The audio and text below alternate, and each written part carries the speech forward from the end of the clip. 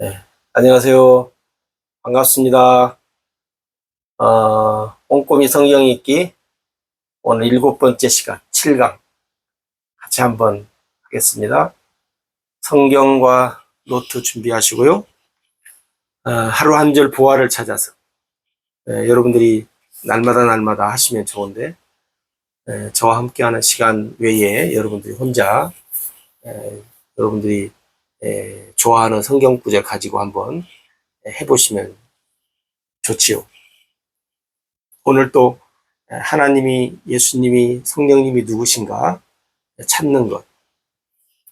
오늘은 마가복음 1장 14절, 15절 두 절을 하겠습니다. 여기 두 절이 이렇게 묶어져 있어서 같이 어떤 때는 우리가 잘 알다시피 여러 구절이 이렇게 하나의 스토리로 엮어져 있는 것은 그렇게 할 수도 있어요. 우선 지금 우리는 그렇게 하면 좀 혼돈이 오니까 짤막짤막하게 한 절씩 이렇게 잘라서 하는데 오늘은 두 절을 같이 한번 묶어서 하면 좋겠습니다.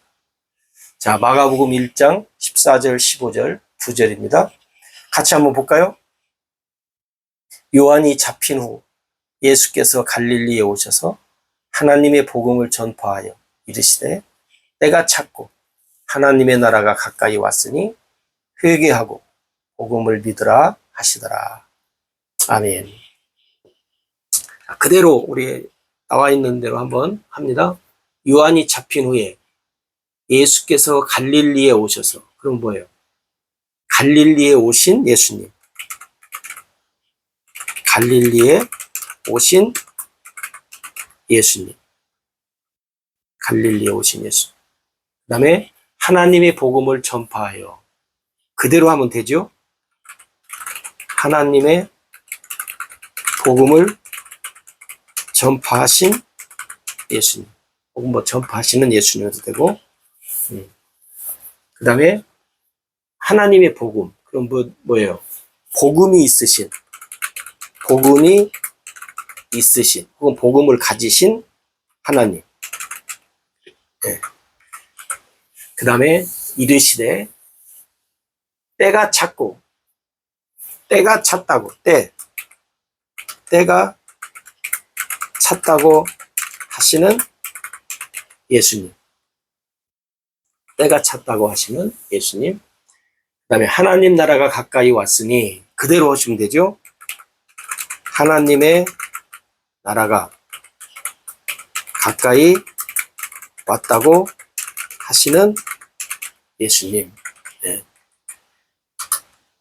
그 다음에 하나님 나라가 가까이 왔다. 그럴 때 뭐예요? 5번째, 6번째죠. 네. 그럼 나라. 아까 하나님 할 때도 여기 복음 그랬잖아요. 나라가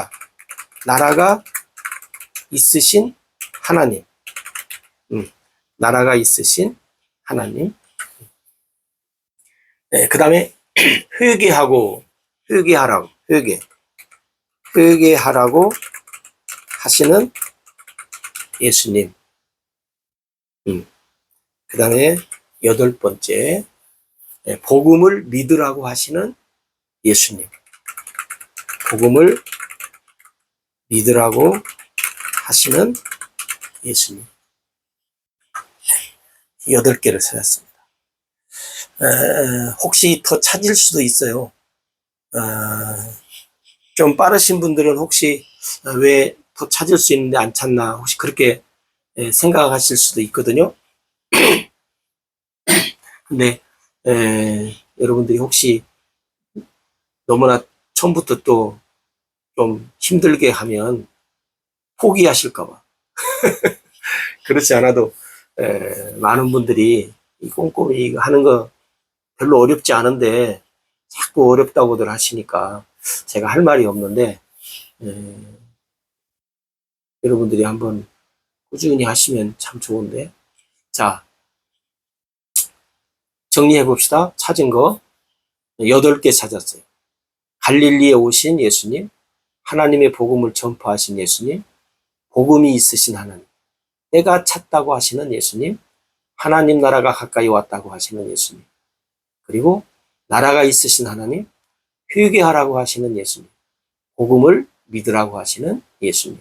이렇게 우리가 마가복음 1장 14, 15 두 절에서 8개의 명목을 우리가 찾았습니다. 자, 한번 살펴봅시다. 갈릴리에 오신 예수님. 예수님이 우리가 복음서를 뭐 보면 여러분도 잘 알다시피 예수님이 주로 복음을 전하시는 지역이 이렇게 한계가 정해져 있어요. 어디 멀리 안 가신 것 같아요. 가끔 뭐 복음 전파를 위해서 다니시긴 했지만 우리가 성경을 보면 주로 나타나는 지역 중에 하나가 이제 뭐 갈릴리에서 많이 하잖아요. 특히 이제 12명의 제자는 갈릴리와 많은 연관이 있으시잖아요. 그래서 그런지 예수님이 갈릴리에서 이렇게 복음을 전하는 것을 우리가 볼 수 있습니다. 우리가 갈릴리에 관한 것은 구체적으로 더 깊이 갈릴리와 연관된 것이 나올 때 우리가 이제 생각을 해보기로 하겠습니다. 특별히 이 갈릴리는 마태 혹은 마가, 그 다음에 누가에서는 이 갈릴리로 얘기해요. 갈릴리로. 근데 요한복음에 보면 여러분들이 요한복음에 보면 이 갈릴리가 디베랴 바다. 그러니까 여러분들 혼돈하지 마십시오. 디베랴 바다나 갈릴리 바다나 똑같습니다. 그런데 마태, 마가, 누가는 갈릴리로 이 장소를 표현해요. 그런데 요한은 갈릴리라고 하지 않고 디베랴라고 표현을 해요. 왜 이렇게 표현을 하는가 하는 것이 우리가 다음에 이제 말할 수 있는, 왜냐면 이거 하다 보면 다른 거 길게 못 하니까 여러분들이 참고로 갈릴리, 디베랴 다른 것이 아니고 동일하다 하는 것을 여러분들이 기억하시면 좋겠습니다. 참고로 하나의 어떤 성경 상식이죠. 여러분들 기억하시면 좋겠습니다. 그 다음에 두 번째는 우리가 찾은 것이 하나님의 복음을 전파하신 예수님. 하나님의 복음. 그래서 우리가 복음이 있으신 하나님이잖아요. 여러분 복음이라는 단어를 많이 들어봤잖아요. 복음.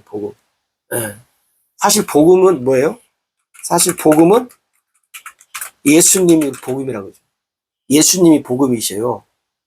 이게 하나님의 복음을 전파하셨다는 말은 뭐냐면 예수님 자신을 전파했다는 거예요. 그러니까 하나님의 복음이 예수님이에요. 복음이 예수님이니까. 그래서 여기 보면 하나님의 복음을 전파하셨다 하는 거예요. 복음, 예수님. 우리가 복음이라고 할 때 우리가 항상 기억해야 될 것이 뭐냐면 여러분들 창세기 3장 15절 여인의 후손으로 오신 메시아, 메시아, 그리스도.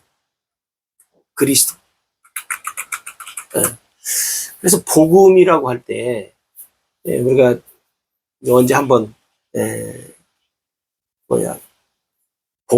복음에 대해서만 길게 얘기해야 될 필요성이 있는데 하나님의, 특히 이제 복음이라고 할 때 하나님의 복음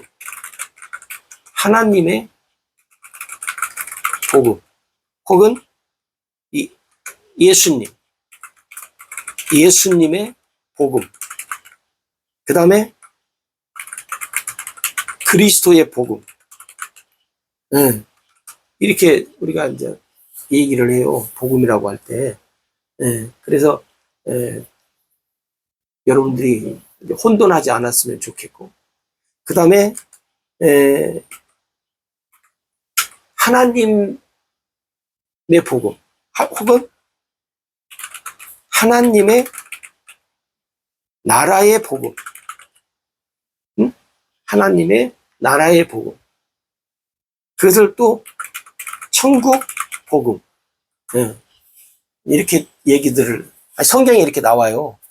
예. 여러분들이 혼돈하지 않으면 좋겠어요. 이게 다 똑같은 걸 얘기하는 거예요. 특히 이제 하나님 나라의 복음이라고 말하는 경우가 있고 천국 복음이라고 말하는 경우가 있어요.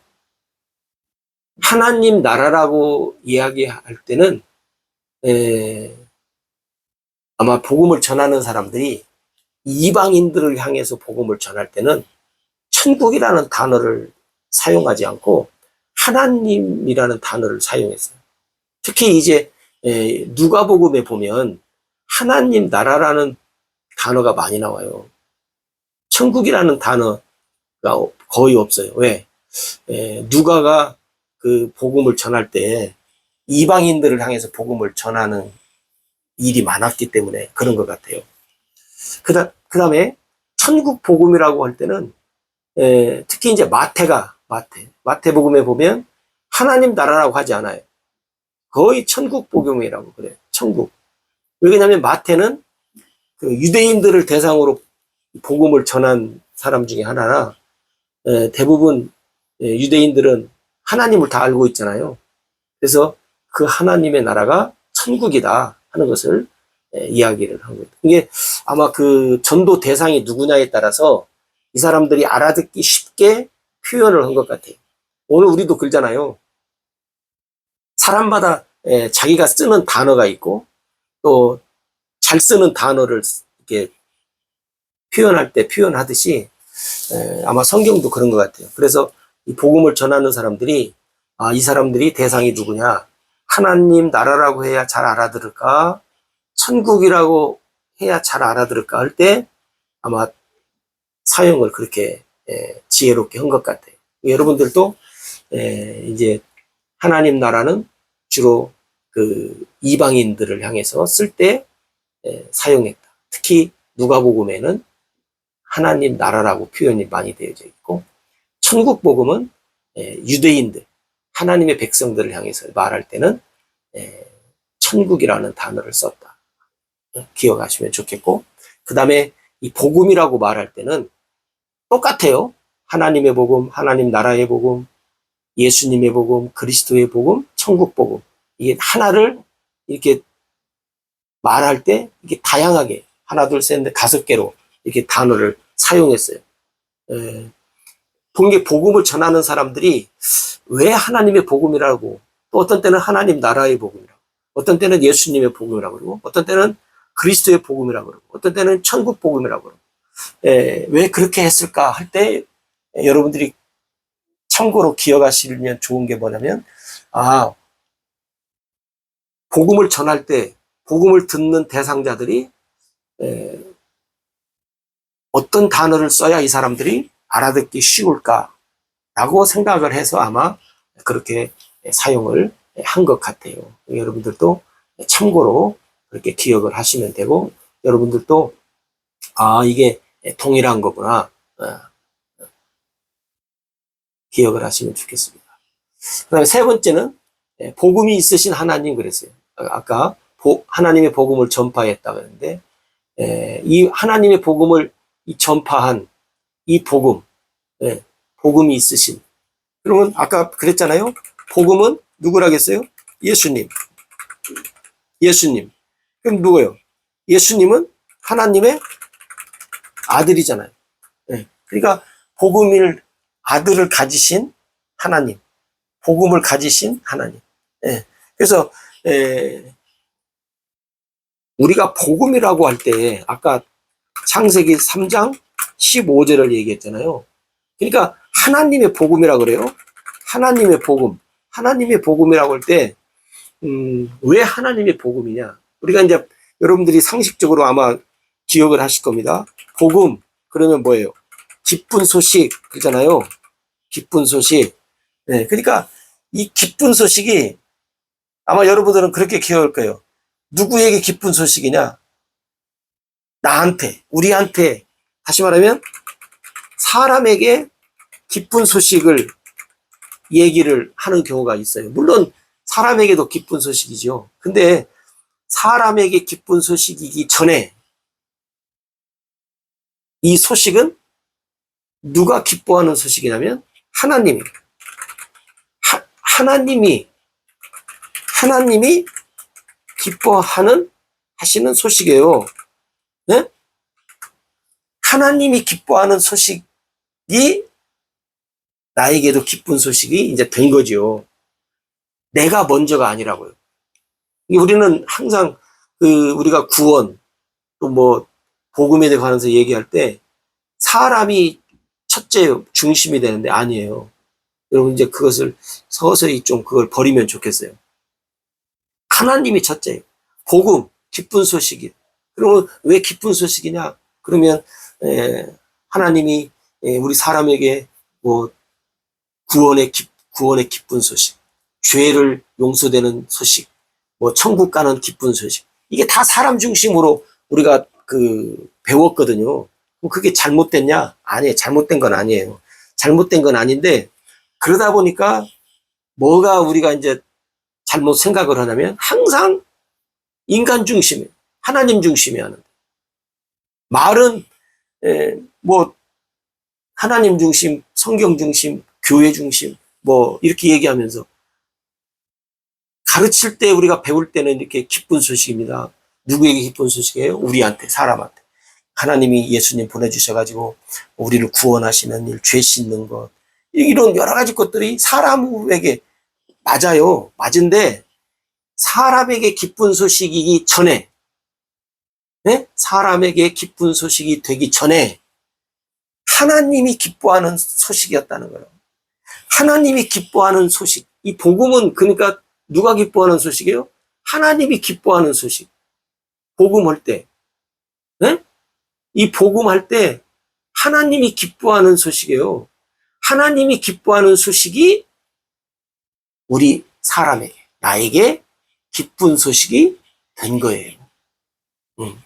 그러니까 창세기 3장 15절 하나님의 복음이라고 우리가 말한다면 여기서 뭐예요? 사람한테 기쁜 하나님이 하시는 이 기쁜 소식을 복음을 가지시고 우리에게 이 하나님이 기뻐하시는 일을 우리 사람에게 주니까 사람도 뭐가 됐어요?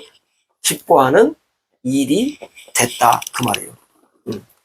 우리가 서서히 이제 생각하면서 우리 인간 것을 버리고 하나님 것으로 이렇게 채워지는 일이 우리가 있으면 좋겠어요. 그 다음에 네 번째는 우리가 때가 찼고 그래서 때가 찼다고 하시는 예수님. 때가 찼다는 말은 시간이 찼다는 말이잖아요. 성경에 보면 이 때가 참 중요해요. 그죠?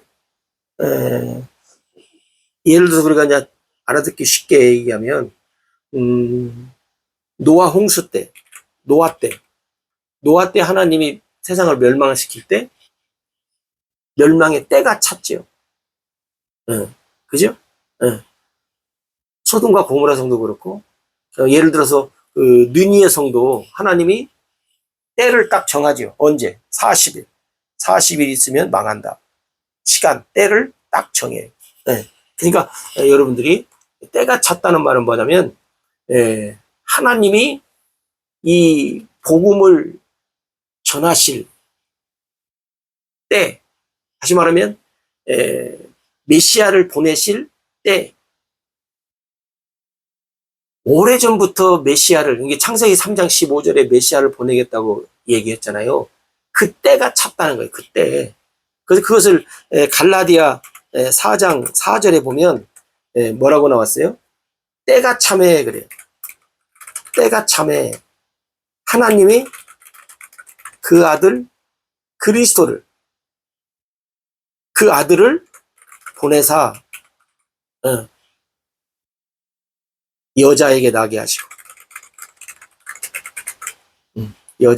하시고 율법 아래 있는 것을 하나님이 속량하셨다. 그래서 여러분들이 갈라디아 제가 이제 잠깐 썼는데, 때가 참에 갈라디아 4장 4절에서 5절을 여러분들이 참고하시면 좋겠습니다. 때가 참에 하나님이 그 아들을 보내셨다. 보내사. 그러니까 여기서 때가 찼다라는 말은 지금 예수님, 하나님이 이 갈라디아 4장 4절 5절에서 말한 대로 나타난, 예수님이 이제 나타날 때가 됐다. 그 말. 때가 됐다 하는 것을 이제 말씀을 하고 있는 거죠. 또 하나 성경 구절을 보면 에베소 1장 10절에 보면, 거기도 보면 특히 이제 공동번역 보면 뭐가 나왔냐면, 때가 참에 이 계획이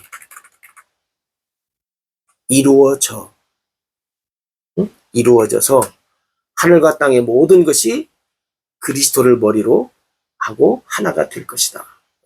그러니까 하나님께서 때가 찼다. 여기 예수님이, 이게 예수님이 하나님이 보내서 이 땅에 왔잖아요. 이게 때가 찬 것을 아시는 거예요. 예수님이. 왜? 하나님이 나를 이 땅에 보냈는데 왜 보냈냐면, 보내시겠다고 계획하신 그 일이 언제? 하나님이 이루겠다고 하신 거기 때문에 예수님이, 야, 내가 왔어. 왜 왔냐? 하나님이 말씀하신 때가 되어서 왔다. 그 말이에요. 때가 돼서 왔다. 그 말을 여기에서 강조하는 겁니다. 그러니까 하나님이 때가 있어요. 이 세상도 언젠가는 우리가 멸망할 걸 알잖아요. 오늘날 많은 그리스도인들은 그 예수님 재림, 또 그 하나님 나라를, 이게 옛날같이 큰 기대를 않잖아요. 우리 어렸을 때 보면 옛날 어르신들은 그 소망에 관한 것들이 많았고, 또 예수님 재림의 그 믿음이 있었는데, 요즘은 잘 먹고 잘 살아서 그런지 몰라도 하나님 나라에 별로 관심도 없고 재림의 소망도 가진 사람이 점점점 없고, 아마 세상에서 천년만년 살 것처럼 살아가는 사람들이 많은 것 같은데, 여러분들이 기억을 하셔야 됩니다. 때가 차면 반드시 이 세상도 멸망할 것이고, 때가 차면 우리는 하나님 나라에 들어갈 것입니다. 하나님 나라에 들어갈 준비를 여러분들이 하시지 않으면 안 된다는 것을 다시 한번, 우리가 잘 아는 얘기지만 기억을 하시면 좋겠습니다. 그 다음에 5번째는 하나님 나라가 가까이 왔다고 하시는 예수님. 하나님 나라가 가까이 왔다. 그러면 이 말이 무슨 말이에요? 하나님 나라. 예수님이 하나님 나라에서 오셨죠. 그러니까 여러분들이 성경에 보면 이런 말씀이 있어요. 예수님이 뭐예요? 예수님이 하나님의 나라로 오셨다. 예수님은 하나님 나라에서 오셨잖아요. 이 세상에서 태어난 게 아니고. 물론 우리가 저번에 예수님 그리스도 인성 신성 얘기를 했었는데, 이게 예수님이 오셨다는 것은 예수님이 뭘로 왔냐면 하나님의 나라로 왔어요. 하나님의 나라로. 그래서 그 성경에도 보면 그 무슨 말씀이 있어요? 내가 온 것은 성령으로. 그래서 하나님 나라가 가까이 왔다 하는 것을 너희들에게 어떻게 한다는 거예요? 증명해 주겠다. 증명해 주겠다. 그러니까 여러분들이 하나님 나라가 가까이 왔다. 우리 여기도 이제 우리가 이제 사실은 할 말이 많잖아요, 여러분들도. 근데 하나님의 나라가 가까이 왔다는 말은 예수님이 오신 그 자체가 하나님 나라라는 거예요. 그 다음에 예수님이 계셨다가 십자가에 못 박혀 죽으시고 부활하시고 승천하시고 다시 또 뭐요? 성령으로 하나님의 나라를 어떻게 해요? 나타냈어. 그래서 성경에 보면 뭐예요? 성령의 능력과 권세가 나타나. 이것이 뭘로 나타나요? 하나님의 나라가 임하는 것을 오늘 우리들에게 보여줘요. 그죠? 예수님이 그 능력을 행하고 권세를 행할 때 많은 사람들이 그러잖아요. 하나님이 우리를 돌봐서 우리에게 이런 일들을 행해 주시는구나. 하나님 나라가 가까이 온 것을 유대인들이 감을 잡았어요. 오늘 우리도 사실은 감을 잡아야 한다 그 말이에요. 하나님 나라가 가까이 왔다 하는 것을 우리가 알아야 한다 그 말이죠. 그 다음에 6번째는 나라가 있으신 하나님 나라. 우리가 앞에서 얘기했잖아요. 무슨 나라? 하나님 나라. 네? 하나님 나라, 천국. 네.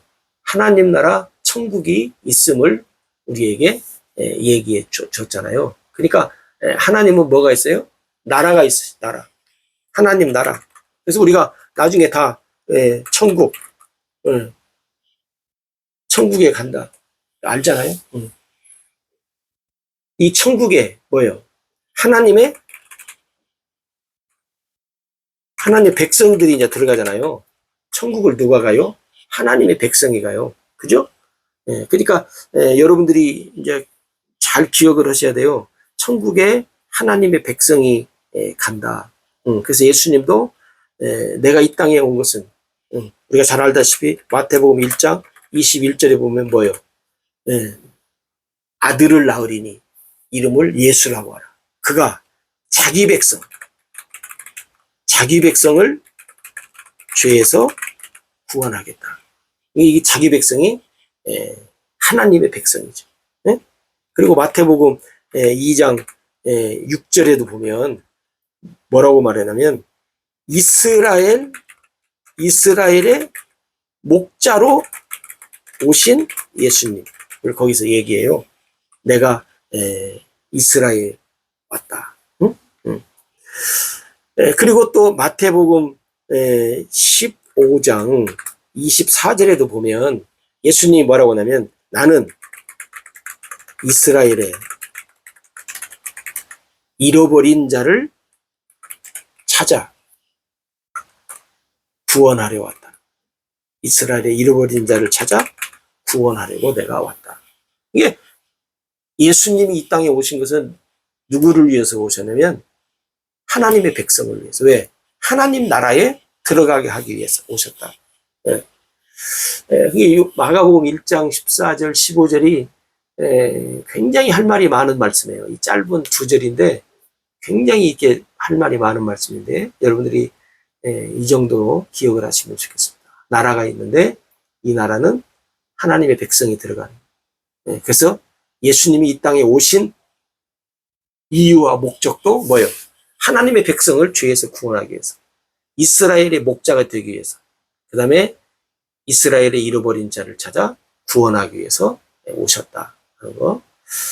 그 다음에 7번째는 회개하라 하시는 예수님. 여러분 회개하라 기억나죠? 누가요? 세례 요한이 요단강에서 회개하라 천국이 가까이 왔다 외쳤잖아요. 그래서 많은 무리들이 또 군인들이 또 세리들이 이렇게 회개를 하잖아요. 유대인들은 않잖아요. 유대인들은 하지 않아요. 그러니까 회개하라. 여러분 우리가 알다시피 회개하라는 말은 뭐예요? 잘 알죠? 회개하라는 말은 뭐냐면 방향 전환이에요. 방향 전환. 무슨 방향 전환이에요? 하나님께로 나아가는 방향. 하나님을 향해서 살지 않았던 삶을 하나님께로 나아가는 방향. 그러니까 하나님을 향해서 살지 않으면 그건 회개가 아니에요. 예를 들어서 우리가 회개했다고 말하고 교회도 다닌다고 말하면서 하나님께로 향하여 살지 않는 삶은 회개하지 않은 삶이죠. 회개라는 말은 방향 전환이에요. 뭔 방향 전환이냐면 하나님을 향해서 정말 죽으라고 살아가는 삶. 그게 사실은 믿음의 삶이잖아요. 그러니까 하나님을 향해서 나아가는 삶이 아닌 것은 방향 전환이 아닌 회개가 아닌 거예요. 여러분들이 내가 회개한 사람인가? 그리고 저 사람이 회개한 사람인가? 라고 할 때 저 사람이 하나님을 향해서 살아가고 있는가? 우리 눈에 보이잖아요. 물론 안 보이는 것도 있지만 또 우리 자신들도 마찬가지잖아요. 내가 하나님께로 향해서 지금 계속 살아가는가?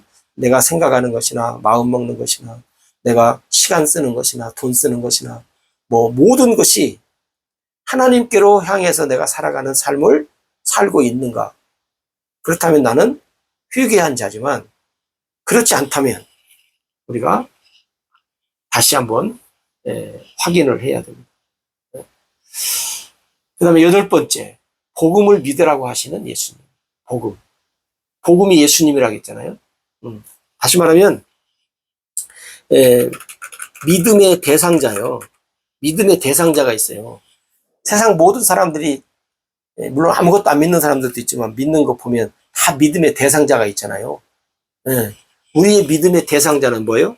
예수님이에요. 예수님. 왜 그러냐면 하나님도 물론 믿음의 대상자지만 하나님께서 우리에게 뭐라 그랬어요? 예수님을 믿으라. 우리가 잘 아는 요한복음 3장 16절에 하나님이 세상을 이처럼 사랑하사 독생자를 주셨으니 누구든지 예수를 믿는 자마다 멸망치 않고 영생을 얻으리라. 하나님이 믿으라고 하시는 예수님을 그 예수님이 복음으로 전파하시는 거예요. 그래서 우리가 정말로 믿어야 할 믿음의 대상자는 누구요? 예수님이에요. 왜? 하나님이 믿으라고 하셨으니까. 그러니까 여러분 복음을 믿으라. 예수님을 믿으라는 말이나 또 다른 말로 하면 뭐예요? 예수님 복음이니까 복음을 믿으라는 말이나 사실은 다 똑같은 말이죠. 그죠? 그럴 때 우리가 어떤 복음을 믿어요? 어떤 복음을? 우리가 앞에서 얘기했지만 우리가 이 예수를 믿어라 할 때 그 믿음이 어떤 믿음이냐 그 말이에요. 어떤 믿음이냐라고 할 때 어떤 믿음이에요? 예수를 믿는 믿음. 또 복음을 믿는 믿음. 그죠? 또 다시 말하면 그리스도를 믿는 믿음. 또 다르게 얘기하면 천국을 믿는 믿음. 하나님의 나라를 믿는 믿음. 우리가 다양하게 믿음을 얘기할 때 하나님이 우리한테 믿음의 대상자 예수님을 줬어요. 그러니까 예수님이 믿으라고 하는 이 믿음의 대상자이신 예수님. 그래서 어떤 믿음이냐냐? 우리 믿음이 그때 예수님을 믿는 믿음. 예수님을 믿는 믿음이라 해야 돼요. 그 다음에 복음을 믿는 믿음이라 해야 돼요. 복음을 믿는 믿음. 그 다음에 그리스도를 믿는 믿음. 그리스도. 예를 들어서 그 다음에 천국을 믿는 믿음. 그 다음에 하나님의 나라를 믿는 믿음. 이게 이제 단어는 다르지만 이게 뭐예요? 하나님이 믿으라고 하는 믿음이에요. 그러니까 복음을 믿으라고 하시는 예수님은 예수님 말씀이 아니고 누가 하는 말이에요? 하나님이 하시는 말씀을 예수님이 우리에게 증언해 주시는 말씀이니까 여러분들이 그렇게 기억하시면 좋겠습니다. 그래서 우리는 어떤 믿음으로 사느냐 할 때 바로 그냥 아무런 믿음이 아니고 여러분들이 잘 깊이 한번 생각해 보시고 나름대로 여러분 노트에다가 나는 어떤 믿음으로 여지껏 살아왔는가, 그리고 나는 어떤 믿음을 가지고 살아야 내가 하나님 나라에 가는가, 그리고 나는 어떤 믿음을 가져야 내가 하나님의 백성으로서 하나님 나라에 들어가는가 할 때 여러분들이 오늘 말씀을 이제 2절이지만 우리가 생각해야 할 말씀이 많아요. 그러니까 여러분들이 다시 한번 되짚고 반복해서 여러분들이 자꾸 하시면 놀라운 보화를 이렇게 찾아내요. 왜 찾는 줄 알아요? 하나님이 말씀을 보는 사람에게는 보혜사 진리의 성령을 보내주셔가지고 성령이 여러분들에게 생각나게 하시고 기억나게 하시고 그리고 가르쳐 주셔요. 성령님이. 그러니까 여러분들이 말씀을 묵상하고 계속 말씀을 붙잡으면 누가 역사하냐면 성령님이 반드시 말씀을 붙잡는 사람에게 성령님이 역사합니다. 우리는 기도하는 사람에게 성령이 역사합니다. 물론 기도하는 사람에게도 역사하지만 저는 이렇게 얘기하겠어요. 기도하는 사람에게 성령이 역사하는 확률보다 하나님의 말씀을 붙잡는 사람에게 성령이 역사하는 확률이 훨씬 많고 높다. 반드시 그렇습니다. 왜? 예수님이 그렇게 약속했으니까. 예수님의 약속은 반드시 이루어지니까 그렇습니다. 그러니까 여러분들이 기도도 많이 하시지만 기도하는 것 못지않게 말씀을 여러분들이 붙잡으시면 누가 역사한다? 성령이 역사하신다 하는 것을 여러분들이 꼭 기억하시고 우리 모두가 함께 말씀을 통해서 놀라운 보화를 찾는 그런 아름다운 하나님의 백성으로서의 기쁨이 더 풍성해지는 충만해지는 그런 삶을 살아가야 될 줄로 믿습니다. 오늘도 함께 해주셔서 감사합니다.